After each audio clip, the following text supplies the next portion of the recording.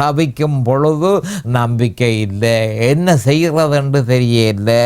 பிசாசுகள் என்ற பிரச்சனை தாங்க இல்லாமல் இருக்கு, உலகத்தின் பிரச்சனை தாங்க இல்லாமல் கிடக்கு, மாம்சத்தின் பிரச்சனை தாங்க இல்லாமல் கிடக்குது.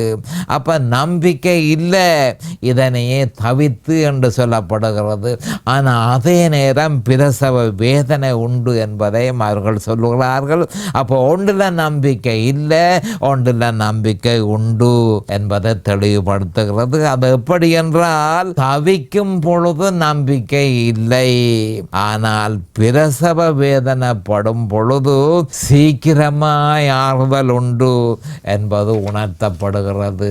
அப்போ கிறிஸ்தவர்கள் தவிப்பும் பிரசவ வேதனைகளை அனுபவித்த வண்ணமாக இருக்கிறார்கள். ஒன்றில் நம்பிக்கை இல்லை, மற்றதில் நம்பிக்கை இருக்கு.